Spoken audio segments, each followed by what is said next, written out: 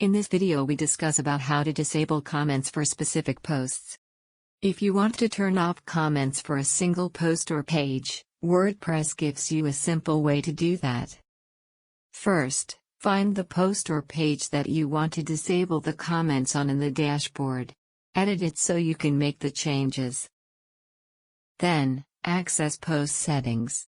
All the general post settings can be found in the panel on the right side. If you do not see it, click the cogwheel icon in the top right corner. Once you can see the settings column, make sure it is switched to the post view, not the block one. Now scroll back down, and you'll see a tab labeled Discussion. Uncheck the Allow Comments box and that post or page will no longer show comments. This will hide all comments, even if they were previously left on it.